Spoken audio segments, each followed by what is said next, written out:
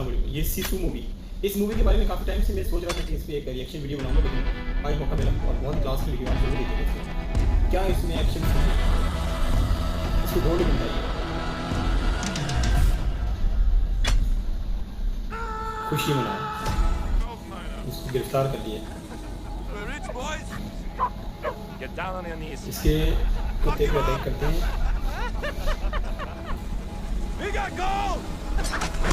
ओह जबरदस्त।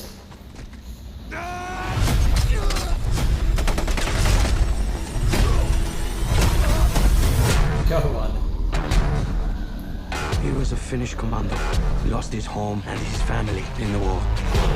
He became a one-man death squad.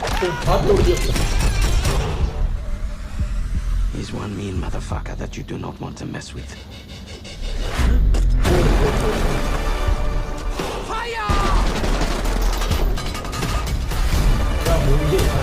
You'll see what happens when you take everything from him. You really believe that he's immortal? No, he just refuses to die. How many minds did you bury here? All of them. You? And you?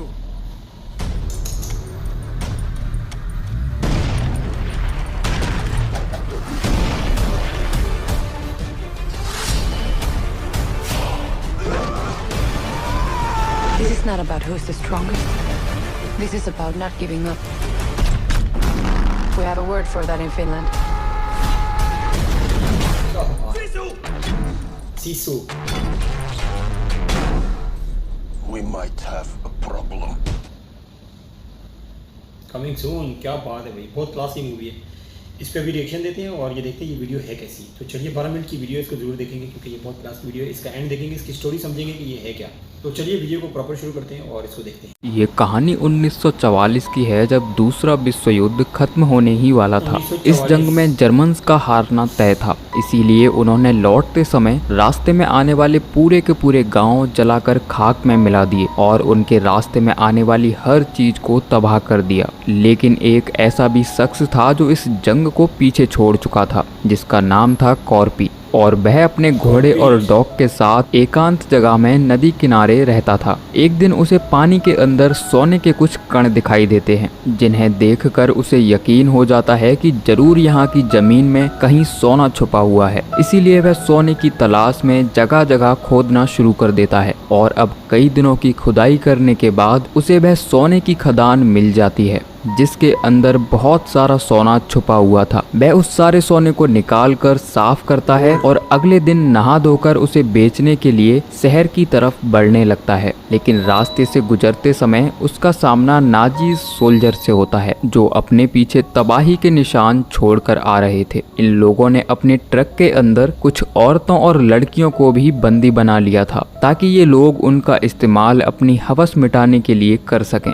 तभी एक soldier Korpi को मारने के लिए उस पर gun point करता है, लेकिन जनरल ब्रूनो ऐसा करने से मना कर देता है, क्योंकि वह जानता था कि कॉर्पी जिस रास्ते से जा रहा है वहां मौत के सिवा कुछ भी नहीं है। तभी कुछ दूर जाने पर कॉर्पी का सामना 4 और नाजी सोल्जर से होता है, जो उसका रास्ता रोक लेते हैं। उनमें से एक सोल्जर जो उसकी तलाशी लेने लगता है, उसको कॉर्पी का सोने का वह बैग मिल जाता है और इतनी तादाद में सोना देखकर इन लोगों के मन में लालच आ जाता है और अब ये लोग कॉर्पी को मारकर उसका सारा सोना लूटना चाहते थे। वहीं कॉर्पी का डॉग जो इन लोगों पर भौंक रहा था, ये लोग उस पर गोलियां चला देते हैं, जो इन्हें चकमा देकर वहां से भाग जाता है। और इससे पहले कि ये लोग कॉर्पी को मारते, वह अपना चाकू एक सोल्जर के भेजे में आर पार कर देता है और बाकी 3 सोल्जर्स को भी बड़ी ही बेरहमी से मौत के घाट उतार देता है। वहीं जब जनरल ब्रूनो को गोली चलने की आवाज सुनाई देती है, तो वह अपने सभी साथियों को देखने के लिए वापस लौटता है, लेकिन तब तक कॉर्पी उसके लोगों को ठिकाने लगाकर वहां से जा चुका था। तभी एक सोल्जर के पास से ब्रूनो को सोने का एक टुकड़ा मिलता है, जो कॉर्पी के बैग से गिर गया था, जिसे देखकर वह समझ जाता है कि जरूर यहाँ सोने की कोई खदान है, जिसके बारे में कॉर्पी जानता है। इसीलिए वह उसका पीछा करने लगता है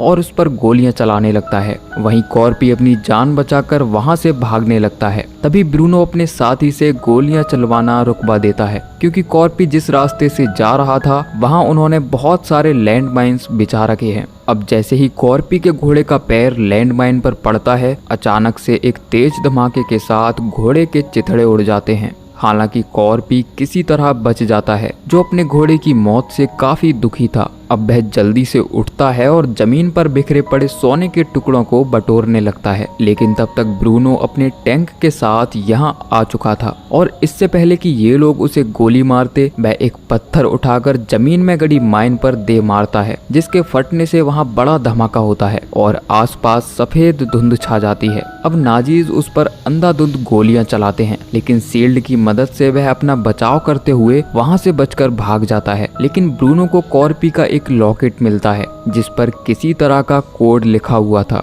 अब चूंकि इन लोगों ने इस रास्ते पर बहुत सारे लैंड माइन्स बिछा रखी थी, इसीलिए टैंक के साथ आगे बढ़ना खतरे से खाली नहीं था। इसीलिए वह अपने 2 साथियों को जांच के लिए आगे भेजता है, जो दोनों ही मारे जाते हैं। जिसके बाद ब्रूनो कैद की हुई 2 रसियन लड़कियों को बुलाता है और उन्हें अपने टैंक के आगे बांधकर चलने के लिए कहता है, ताकि ये लोग सुरक्षित तरीके से आगे बढ़ सकें। वहीं ब्रूनो का कमांडर उस बैच पर लिखे कोड की मदद से कॉर्पी के बारे में पता लगा लेता है। वह ब्रूनो को बताता है कि कॉर्पी कोई मामूली इंसान नहीं है, बल्कि वह तो एक बहादुर कमांडर रह चुका है, जिसने विंटर वॉर में रशियन से लड़ते हुए अपने परिवार को खो दिया। जिसके बाद वह इतना खूंखार हो गया कि उसने अकेले ही 300 रशियन सोल्जर्स को मार दिया। वो लोग उसे कौशे ही बुलाते थे, जिसका मतलब होता है कभी न मरने वाला। ब्रूनो के सीनियर ऑफिसर भी कॉर्पी से दूरी बनाए रखने के लिए कहते हैं, लेकिन ब्रूनो किसी भी कीमत पर कॉर्पी को ढूंढकर उसे मारना चाहता था, ताकि वह उस सोने को हासिल कर सके और अपने साथियों की मौत का बदला ले सके। ये लोग आगे बढ़ना जारी रखते हैं। वहीं कॉर्पी एक जले हुए ट्रक के पास पहुंचकर उसके नीचे छिप जाता है,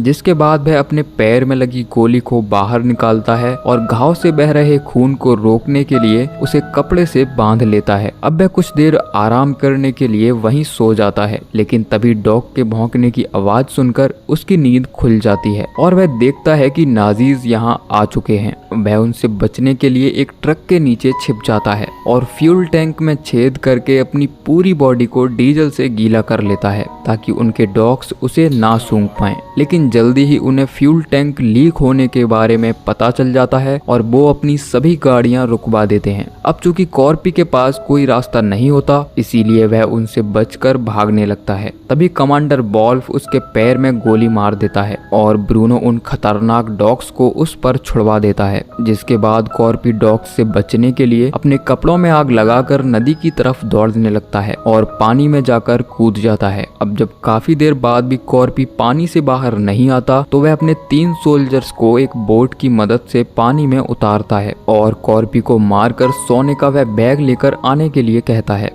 लेकिन कॉर्पी, जो पहले से ही पानी के अंदर घात लगाए बैठा था, वह उनमें से 2 सोल्जर्स को मार देता है। ये देखकर तीसरा सोल्जर काफी डर जाता है और वह अपनी नाव लेकर नदी के दूसरी तरफ जाने लगता है, लेकिन बॉल्व उसे शूट कर देता है। वहीं कॉर्पी उस बोट की मदद से दूसरी तरफ पहुंच जाता है, जो नाजी सोल्जर को अपनी ढाल बनाकर वहां से बचकर भागने में कामयाब हो जाता है। ये देखकर ब्रूनो का भी सर चकराने लगता है कि आखिर ये कैसा आदमी है जो मर ही नहीं रहा। तभी कॉर्पी का क्यूट सा डॉग वहां आ जाता है, जो नदी क्रॉस नहीं कर सकता था, लेकिन ब्रूनो के पास उसका अगला प्लान तैयार था। वहीं कॉर्पी कई घंटा का सफर तय करने के बाद एक गांव में पहुंच जाता है, जिसे इन नाजीज ने तहस नहस कर दिया था। लेकिन कॉर्पी काफी थक चुका था, इसीलिए वह एक गैस स्टेशन के अंदर आराम करने के लिए रुक जाता है। अब थोड़ी ही देर बाद कॉर्पी का डॉग उसे ढूंढते हुए यहाँ आ जाता है, जिसके कॉलर पर ब्रूनो ने एक छोटा सा बॉम्ब लगा दिया था। कॉर्पी उसे निकाल कर फेंक तो देता है, लेकिन उसके फटने से एक तेज धमाका होता है और उस धमाके की वजह से कॉर्पी बेहोश हो जाता है। तभी ब्रूनो और उसके 2 साथी यहाँ आ जाते हैं, जो कॉर्पी के गले से रस्सी बांधकर उसे एक साइन बोर्ड से लटका देते हैं। जब उन्हें लगता है कि कॉर्पी अब मर चुका है, तो ब्रूनो सोने का वह बैग लेकर वहाँ से चला जाता है। लेकिन कॉर्पी, जो अभी भी जिंदा था, वह अपनी बॉडी को ऊपर उठाने के लिए साइन बोर्ड में लगी कील को अपने पैर में फंसा लेता है, जहां गोली लगी थी। ऐसा करना बहुत ही दर्दनाक था, लेकिन अपनी जान बचाने के लिए कॉर्पी के पास यही एक रास्ता था। अब वह पूरी रात इसी हालत में लटका रहता है। जब सुबह होती है तो एक जर्मन प्लेन फ्यूल भरने के लिए उसी स्टेशन पर उतरता है, जिसके गुजरने से एक तेज हवा का झोंका साइन बोर्ड को हिला देता है और कॉर्पी जमीन पर आकर गिरता है। तभी डॉग के भौंकने की आवाज सुनकर उनमें से एक पायलट कॉर्पी के पास आता है और जब वह देखता है कि कॉर्पी अभी भी जिंदा है तो वह उसे मारने के लिए अपनी गन निकालता है, लेकिन कॉर्पी उसे एक किक मारकर जमीन पर गिरा देता है, जिसका सर एक पत्थर से टकराता है और उसकी मौत हो जाती है। वह दूसरे पायलट के सर पर भी ईंट मारकर उसे बेहोश कर देता है। अब कॉर्पी, जो अपना सोना खोने के कारण काफी उदास बैठा था, वह ब्रूनो से बदला लेने के लिए एक प्लान तैयार करता है, लेकिन मिशन पर जाने से पहले वह अपनी बॉडी में फंसे हुए लोहे के पार्टिकल्स को निकालकर जख्मों को साफ करता है और ब्लड रोकने के लिए अपनी स्किन को तार की हेल्प से सिलने लगता है। जिसके बाद कॉर्पी उस पायलट के साथ प्लेन लेकर वहां से टेक ऑफ कर जाता है। वहीं दूसरी तरफ नाजीज, जो लगातार आगे बढ़ रहे थे, देखते हैं कि एक प्लेन रास्ते में क्रैश हो गया है। प्लेन के पास जाने पर पता चलता है कि पायलट की मौत हो चुकी है और उसके गले में वही रस्सी बंधी हुई है जिस रस्सी से इन लोगों ने कॉर्पी को लटकाया था। ये देखकर ब्रूनो समझ जाता है कि कॉर्पी अभी भी जिंदा है, इसीलिए वह अपने सभी साथियों को जल्द से जल्द यहाँ से निकलने के लिए कहता है। ये सुनकर ट्रक के अंदर बैठी लड़की आयनो हंसने लगती है। वह नाजीज से कहती है कि चाहे तुम जितना भाग लो, लेकिन कॉर्पी तुम्हें मार देगा, क्योंकि जिसे 300 सोल्जर्स नहीं मार पाए उसे तुम क्या ही मारोगे। और तभी कॉर्पी उस ट्रक के अंदर बैठे उन दोनों सोल्जर्स को मार देता है और उन्हें चलते ट्रक से नीचे फेंक देता है। वह अपने साथ कई हथियार भी लाया था जो आयनो और बाकी लड़कियों में बांट देता है और खुद ट्रक ड्राइवर को मारकर आयनो को उसकी जगह बिठा देता है। जिसके बाद सभी लड़कियां दूसरे ट्रक में बैठे नाजीज पर ओपन फायर करके उन्हें मौत के घाट उतार देती हैं और कॉर्पी ब्रूनो को मारने के लिए टैंक के ऊपर चढ़ जाता है। तभी बॉल्फ बाहर आता है, जिसे कॉर्पी टैंक से नीचे गिरा देता है और उसे बुरी तरह पीटना शुरू कर देता है। तभी दो और सोल्जर्स यहाँ आ जाते हैं, जो कॉर्पी को देखते ही उल्टे पैर भाग खड़े होते हैं, क्योंकि उन्होंने कॉर्पी के कारनामों के बारे में सुन रखा था। जिसके बाद कॉर्पी उस नाजीज कमांडर को उन लड़कियों के हवाले कर देता है जिसने उन पर काफी जुर्म किया था और वह खुद बाइक लेकर ब्रूनो का पीछा करने के लिए निकल जाता है। वहीं ब्रूनो उस जगह पहुंचता है जहां एक पायलट प्लेन के साथ उसका इंतजार कर रहा था, लेकिन प्लेन में 2 लोगों की जगह होने के कारण ब्रूनो अपने साथी को ही गोली मार देता है और ऐसा करने में उसे जरा भी संकोच नहीं होता। जिसके बाद वह खुद प्लेन में जाकर बैठ जाता है, लेकिन इससे पहले कि प्लेन टेक ऑफ कर पाता, कॉर्पी यहाँ आ जाता है जो उन पर सामने से गोलियां चलाने लगता है, लेकिन ये लोग अपने प्लेन को टेक ऑफ करवाने में कामयाब हो जाते हैं। अब ब्रूनो को लगता है कि उन्होंने कॉर्पी से अपना पीछा छुड़ा लिया है, लेकिन कॉर्पी इतनी जल्दी हार मानने वाला नहीं था। वह अपने वेपन को प्लेन में फंसाकर उससे लटक जाता है और किसी तरह प्लेन के व्हील तक पहुंचकर उसमें होल करने लगता है। जब ब्रूनो को किसी तरह की आवाज सुनाई देती है तो वह जांच करने के लिए प्लेन के पिछले हिस्से में जाता है, लेकिन तब तक कॉर्पी प्लेन के अंदर आ चुका था, जिसे देखते ही ब्रूनो उस पर टूट पड़ता है और अब उन दोनों के बीच फाइट होने लगती है।